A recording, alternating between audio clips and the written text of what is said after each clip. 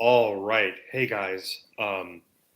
I have a guest today, and I met this guest at a coaching retreat that I attended in London earlier this year. And can you pronounce your name so I can practice saying it? Yes, it is Jeroen. Jeroen. Jeroen. Jeroen? And how do you say your last name? De Deken? Yeah, De Deken. De Deken. Yes. Jeroen De Deken. Yes, great. Jeroen De Deken. Okay, excellent. All right, guys. So we are going to work on a book launch. And what I'm going to do is I'm going to present my screen so that you can see how, within 30 to 60 minutes, you can, or it is possible to create a launch. So I'm going to work on how I get this up. There we go. So there's can you see the mind map? Yes, thank you. Your own? Okay, excellent. All right, excellent. Okay, so what we're going to do is do a book launch. Do you have a title for your book? And the title would be Software for the Soul. Oh, excellent. Okay, so title. And guys, I am just free flowing. I don't have much of a plan here. And the reason is I want to show you that you don't have to show up with a plan. The amazing things happen once you get live and start working with people. Okay, so a title, Software for the Soul. What's the subtitle? Oh, I should know this. It is, let me have a look. It is Coach Your Path to Happiness. Coach Your Path to No, Happiness? Code. Oh, yes. Code Your Path to Happiness. Excellent.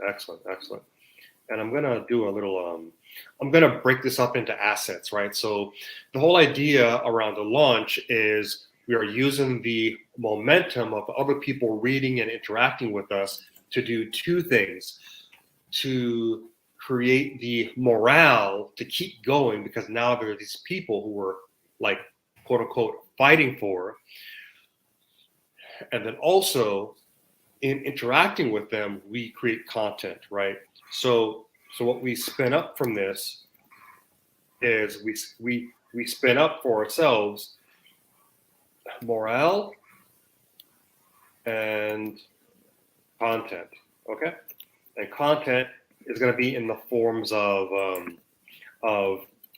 questions, case studies, examples, problems, so that when we create our book or our content or our movie or our course or our blog or our website, whatever we're creating, we have real life problems that we are solving here, right? So our problems, and then also importantly is testimony, right? Another word for all this is like user generated content. Like in the like website world, they call this UGC. Okay. All right. So I'm gonna do an exercise called Build the Box, and what we're gonna do is we're gonna put together all this content, and we're gonna build the box. The concept behind Build the Box, the big idea is you can create a box of candy or cereal or chips or any kind of product with the content that you write on the outside of the box, and the actual box can be empty, right? So the box can be empty. Meaning we don't have to build the thing. We don't have to write the book. We don't have to make we don't have to film the entire movie yet. We can contain it into enough of a slice of cake right? So another idea I've been talking about in these past couple of weeks is this eating icing only or sprinkles only versus a slice of cake, right? A slice of cake has cake and sprinkles and the frosting and the icing. So you get an idea of the entire experience. It's a small packaged idea of the entire experience. So the idea is we don't have to totally build out the thing. We can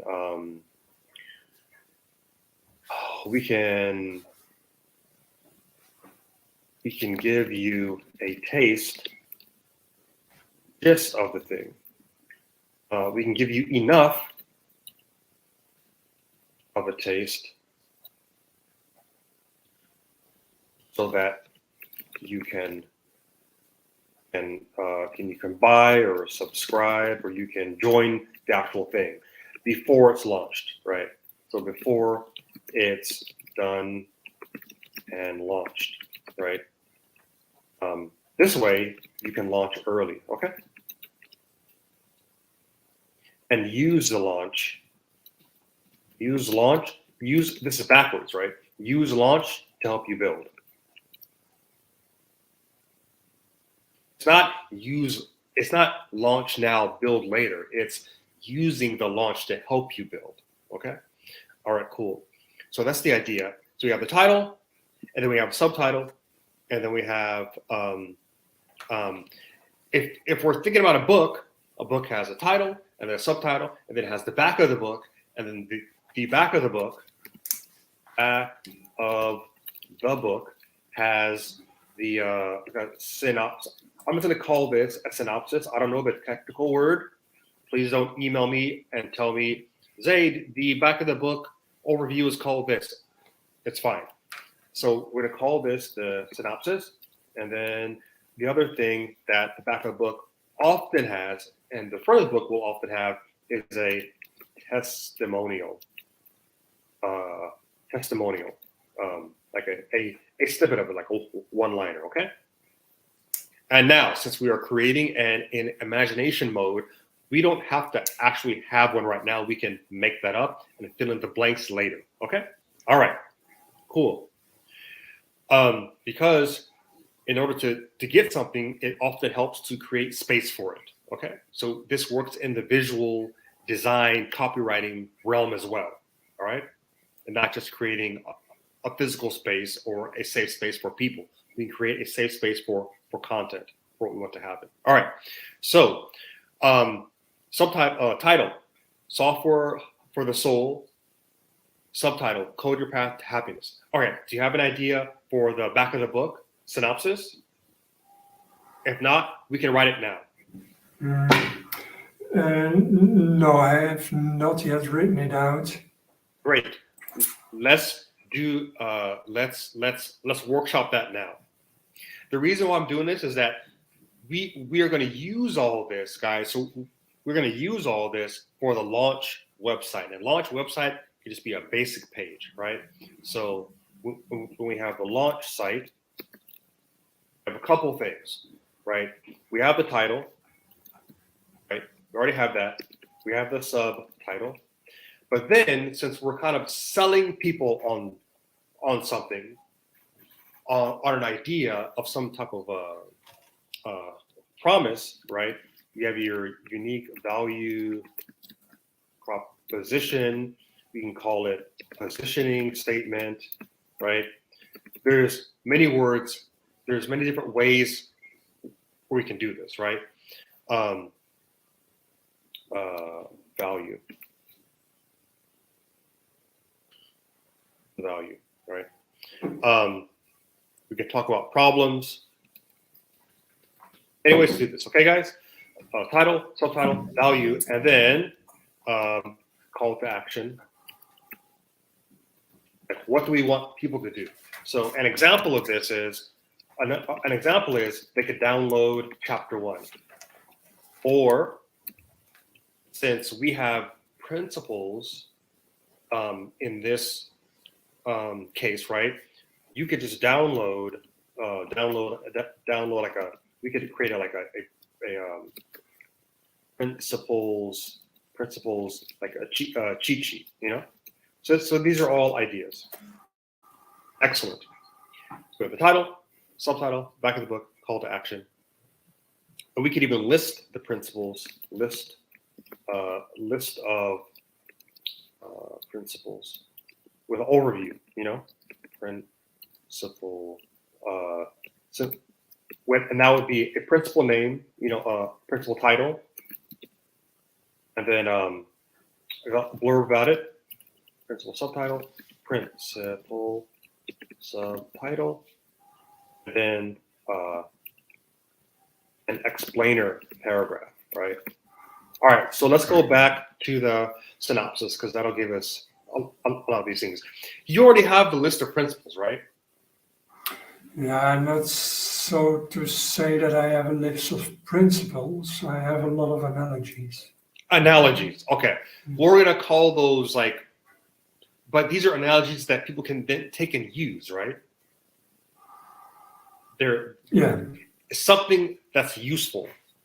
Yes. Yeah, right.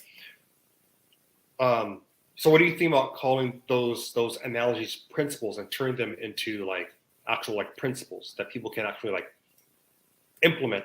You know, here's what it's called. Here's an example, and here's what you can do with it.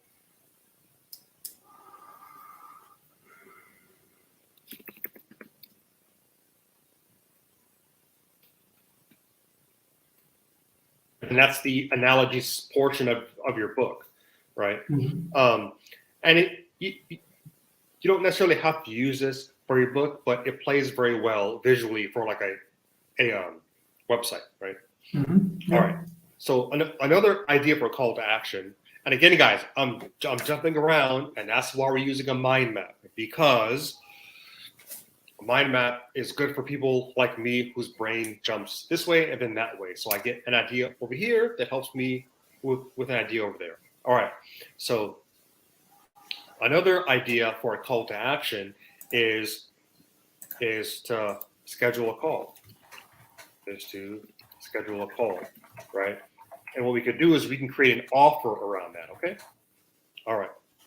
So, for example, we could say this. It's 1 hour, and it's recorded, and it becomes part of the book, or it can become option to use in book. So if you have drive people, let's say LinkedIn, for example, if you drive people to this site, this compelling launch webpage, and they book calls with you based off of something that you're writing related to it, maybe you're doing a 30-day pre-launch email list building like campaign, right? And you make like 30 or 40 LinkedIn posts that specifically are about this book and the principles in this book. You drive people at the bottom of your LinkedIn, drive people to the website with a little snippet about the offer, and then they go on to book the call, right? And then from that call, and you can even constrain it to match your schedule, right? So guys, when you let people book calls with you, you negotiate how you want this all to go down. So you decide, you choose what hours of the day. So for example, if you work 9 to 5, set up your calls for 6 to 9, for example. And so when you get home, you sit down and you check your schedule. I have a call booked for today, and you join that call, right? So you don't, when you build and launch things, you always do it in a way that fits your constraints, right? Design is all about requirements and constraints, right? Requirements and constraints. And constraints are good because they spark us to be creative and to find fixes for things. All right, so option to use in the book. All right, great. I'm gonna just slow down because I feel like I'm getting ahead of myself. And okay, great. So let's go to the synopsis. So we when we go to write things, we just start talking. We just blab. So Jeroen is just going to talk, and I'm going to write. And he doesn't have to worry about writing or anything. We will do that for him. So can you talk a little bit more about what the book is about and how you came up with it? I know we talked about it before we started recording, and I should have been taking notes. Can you take maybe let's take like 5 minutes, and you just off the top of your head just start talking, okay? And I will worry about what I will worry about what to write down and how to order it. Okay? Yeah. It's normally that's my job to write Yeah, down. no. Relax. Okay. Well, as you know, I'm a software developer from, no, not anymore. I was a software developer. I'm now Scrum Master. And what I see that is that a lot of people in software development have amazing technical skills, and still they have issues or challenges with increasing their impact on the job. What's impact? Impact can be a lot of things. Increasing their value for in my case, customer, because my employee rents me out to companies, and value for the customer slash the boss slash themselves slash their team. Yeah, For themselves? Like how? Impact for themselves. themselves would be like fulfillment. Well, okay, fulfillment. Yeah, and for the team would be increase productivity of the team, help, colleagues, stuff like that. What? Sorry, I neglected to ask. What about the value for customers? I assume value for customer is about making better software faster. Is there more to it than that? Well, my company where I work for is consultants, and so I'm outsourced to other companies. So in that sense, customer would be that other company. In my case, so they are paying for me by the hour. Then I want them to have value for the amount they pay me. So in that sense, that's my customer. But also, you can see it as the customer of the company. Yeah, where I'm outsourced. Okay. Yeah, but what increases value? Is it they get more productivity out of you per hour? Not per se, because productivity would mean that I would work harder, Okay. which is not always the case. It can also be that I work more efficient, which might be something. In that sense, being a Scrum Master, I try to aim for efficiency of the team, which is of course different than a software developer. So for a software developer, it would be to, create the best app they can, have great collaboration with other colleagues to reach, the end faster.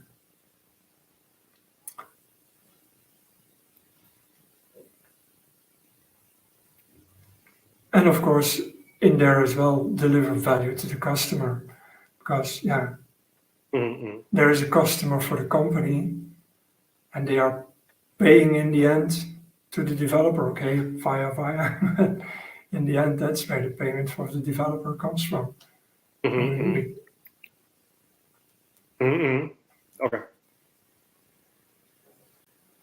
All right. Now, so developers. So we're talking about you, Jeroen, developers, and then this idea that you came up with, and how did you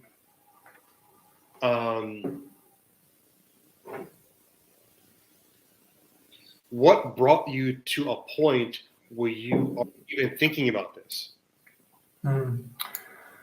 Well, I'm also a developer. I've been and still could be if I wanted. And what I noticed, and then I'm talking about, let's say, 10 years ago, Mhm. and moments before that, in that time when I was developing, I was always thinking, just leave me alone, let me do my job. Don't bother me with all these meetings and all these touchy-feely discussions. Um, and that's something I see in other developers as well. They just say, leave me do my work, and all these meetings and talks are just waste of time because they don't see the added value. And also coaching. So, okay, how do you create impact at a customer? How can you increase this impact? They are not, they feel like, okay, and it was for me as well. I felt like, okay, there is something to it, but I was not able to get it. Mhm. And what I was not thinking of that at that moment, but what I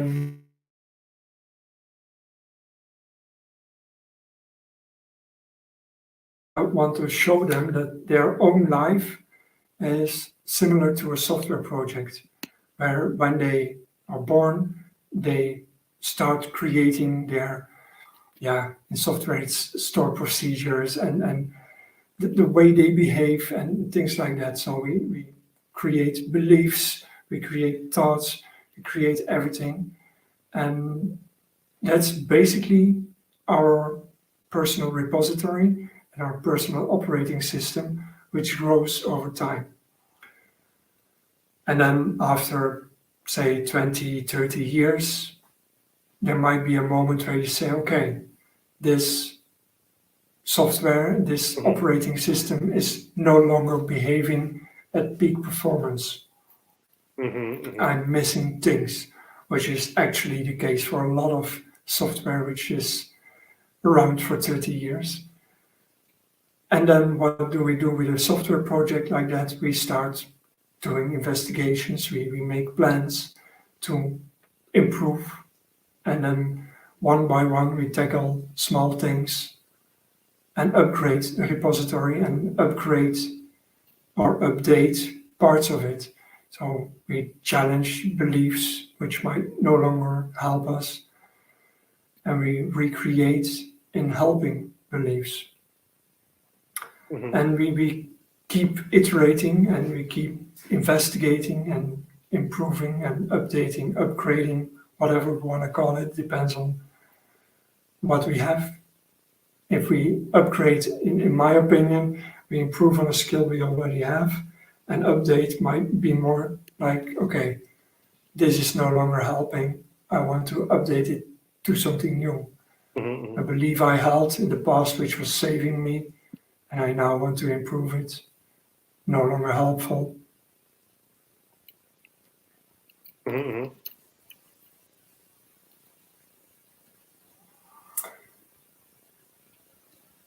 Yes. And to do that, I'm creating now analogies between what you call the principles. Okay, if Mhm. I, as a software developer, encounter a legacy project where code is around for 30 years, Mhm. how would I handle a project like that? And that's the setup of the book. Great. I think we should stop there and look at this very quickly. Um, I'm not going to give away all my secrets. yeah, exactly. Yeah. Um, We aren't going to give away any of the principles because we're trying to create a little bit of mystery here mhm. because we want people to subscribe to your email list or book a call with you and see it actually in action, right? Mhm. Um, so that people can immediately immediately implement in your life and work. Um, examples: work to improve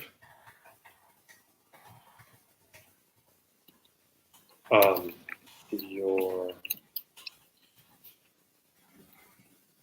life with the same sort of procedural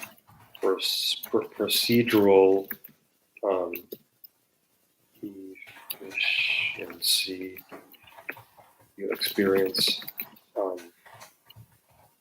in your role as a software developer. Okay, so what we're going to do,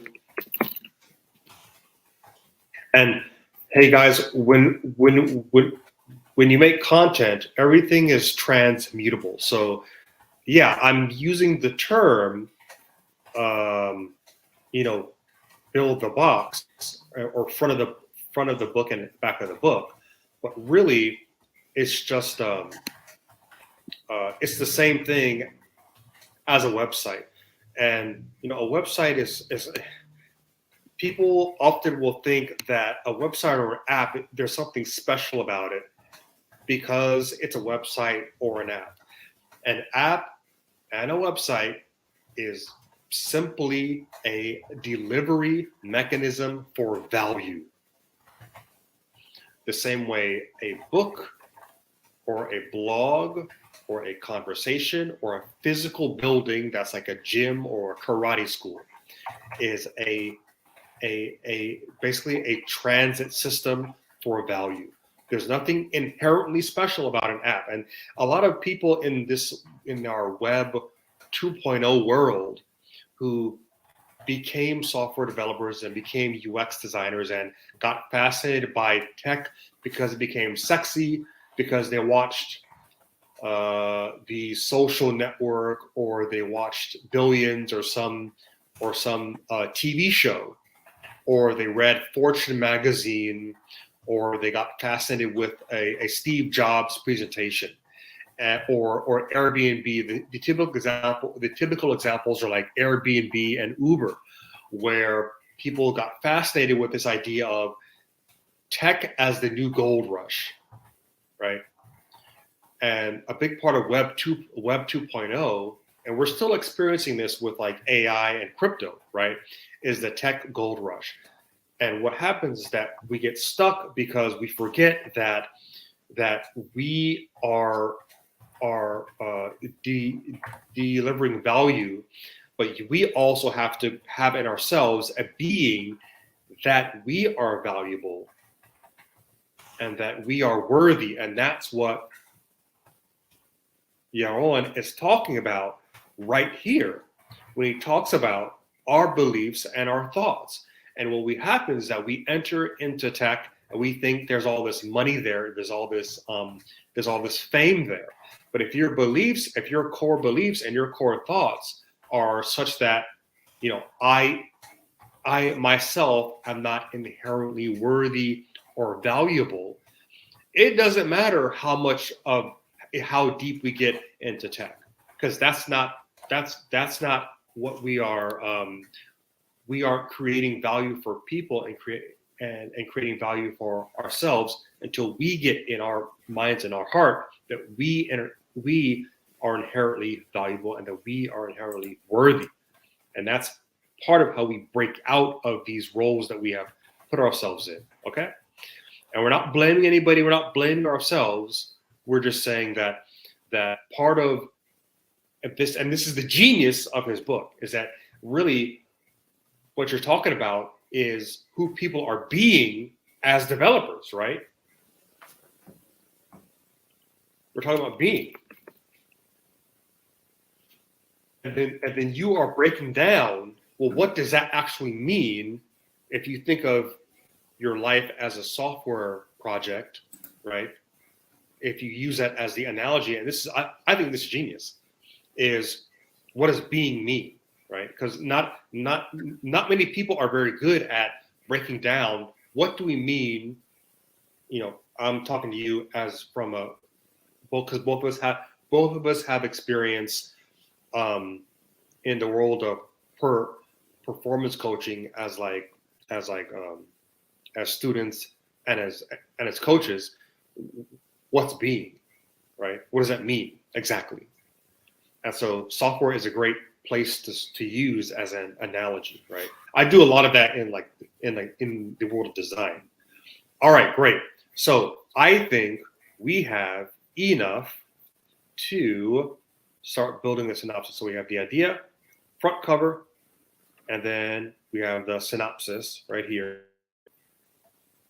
Great. Well, I was triggered by your saying of being.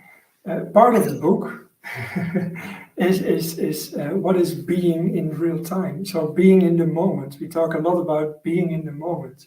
Being in the moment is like a computer running real time, nothing holding it back, no latency, just flowing. A lot of developers also know this because they know if they are closed off from there's no thought. It's just code flowing out of their hands. So that's being in the moment. That's being present. And how can we be more present? And how can we achieve this more often? Mm-hmm. Oh, dude, yeah. So people experience flow as they are immersed, right, in their development work.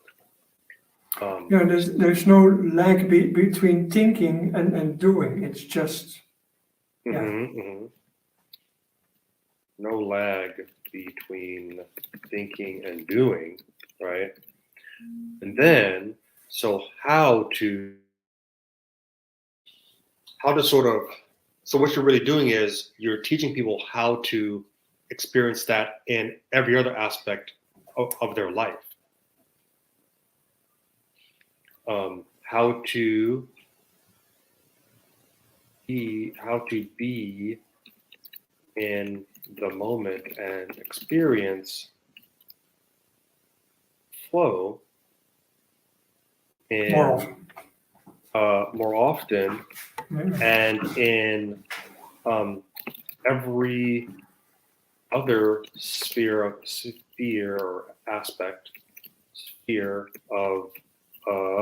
your life. I'm going to zoom in so people can see it. Hold on.